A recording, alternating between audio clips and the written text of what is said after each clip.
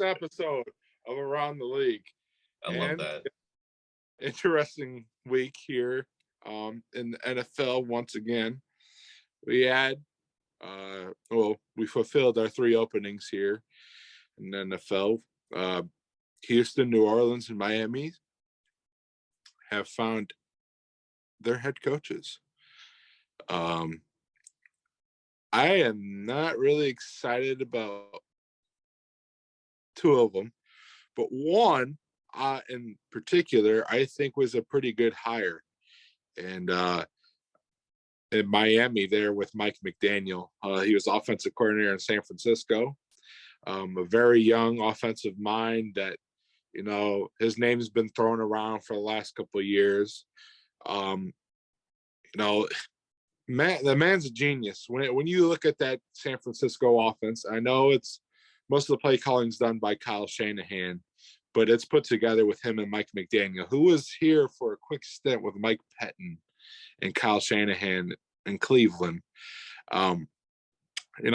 This guy really knows his stuff, and it was a great hire for Miami.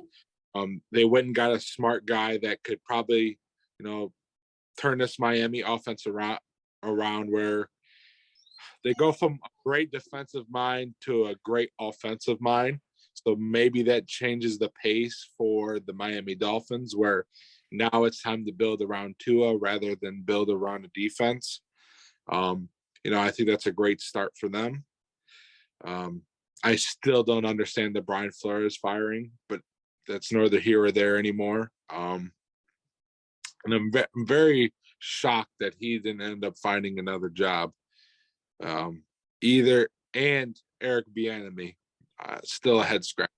It's very weird, right? But I think Mike McDaniel is a great pickup for them. I think he's a very interesting young guy. I could definitely see it as a Sean McVay style of hiring, where it's a young guy, ton of potential, ton of upside. He's not obviously not proven as a head coach, but I think he has a lot to offer, and he can really get this, ball rolling with that offense that has obviously struggled this year. All right. And we'll just hop right into the big head scratcher here. And Dennis Allen, he's been with New Orleans for 12 years. He's been a coach in the NFL for 26 years. I really felt New Orleans could really go any direction. I thought maybe this is one of those jobs for Flores, Bieniemy, Byron Leftwich, kind of a restart button, but they go with an in-house choice. Saints have had a pretty solid defense over the years. I'm sure they're going to keep that the same. And having a defensive coach as the coach is very interesting for the New Orleans Saints. Is obviously like they've had the absolute genius of Sean Payton's offensive mind, making the calls there. It's very kind of weird to kind of see a defensive head there now, because it's for so long that we've kind of seen the offensive style and the offensive mind of Payton kind of really shape and mold that offense into what it was, and not having that, and the offense is such shambles at the moment, especially with Kamara and his arrest, and not knowing who your quarterback is. And now Sean Payton's gone he was the glue, especially in a season like this. Now you go away from that. Now you have a defensive head coach, which is fine, but I think they need a little bit more leadership on that offensive side. The defense, you have Cam Jordan and a lot of those other guys to really step up and make that not that role to be a coach, but like some type of head there. And I think in the offensive side that really doesn't have that person, it's very interesting to kind of go with the defensive head coach, in my opinion, but that's just me. What do you think? I'm not a huge fan, but speaking of defensive coaches, Houston promotes a former head coach in Lovie Smith. This was a weird one for me. Very weird one. This one, I think it kind of came out of nowhere, but Lovie Smith has been a head coach for, at a couple different stages. He was with Tampa Bay last year in their Super Bowl run, I believe. I think so. He was a head coach over at the University of Illinois with the Fighting Illini. He was a coach for the Bears when they made their the Bears. He was there for a long time. For the Super Bowl run, yeah. But it's an experienced guy that has done it before. He has gotten a team to the Super Bowl. Plus, he has an awesome white beard, which I'm kind of jealous of. Great defensive mind. I don't think this is a horrible move. I definitely think it's interesting to see where they're going to go from there. I thought maybe an offensive-minded coach there in Houston, but I thought Flores. Yeah. Once again, a head scratcher, but they stay in house and roll with Lovie Smith, which truly I have no problem with. His experience could really make a difference for this Houston team, and that's something they really haven't had over the years. The last couple hirings they've had, there's been no experience there. They brought in Bill O'Brien for a long stretch, who was offensive coordinator with New England and got a couple Super Bowl rings there with Tom Brady, but he really put himself in a scenario where he traded DeAndre Hopkins. He, burnt the house down basically. He was general manager and head coach.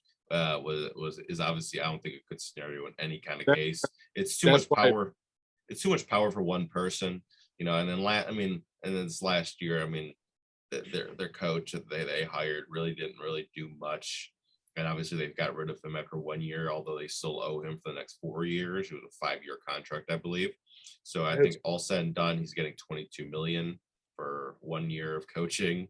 Props to him. What a winner, right? And that's a great move on his part. But yeah, I don't know. I think I think 2 of the 3 teams, I think the Saints and Houston, are in shambles. I really hope both coaches do something right with these programs. Miami, I think there's just only a way up, and it's I think it's looking good for them. I think Mike McDaniel is a great pick, and in a team that I think he suits better than these other two. The other two, is I'm scratching my head kind of at this point. And McDaniel's, I think, a great fit. I think it's going to bring a lot of great minds and great people to Miami, which they need to. Yeah, I think that's definitely the best hiring out of those 3. But to go down the list of the out of 9 total hires through this since the end of the season, I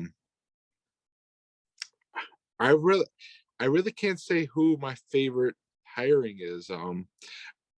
Probably Josh McDaniels for the Raiders. That's a guy that's a good fit. Yeah, I think it's a good fit. It's a guy that's been looking for a second opportunity. He didn't take every opportunity. Like, he waited for the right opportunity. And I think right there in Las Vegas might be the one where he can really put his stamp on the Raiders and kind of turn that thing around and get them to be a true contender rather than just be a fluke. Yeah, and I think I really think with Derek Carr, I think really he just needs some guidance. And I think McDaniels is going to offer a lot of guidance with him and really kind of, I think, take his game to the next level. I hope so. We'll see what happens, but I think it was a great hire.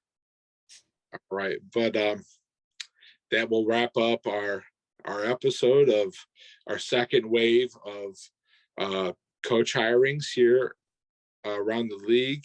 Episode 6, right? 6, yeah. 6. Huh? Oh. Here at the Muni Lot Report. And we will see you soon. Please stay tuned. We got a Super Bowl video coming for you, getting you ready for the Boogles and the Rams. Goodbye, and go Browns. Didn't it? Cut.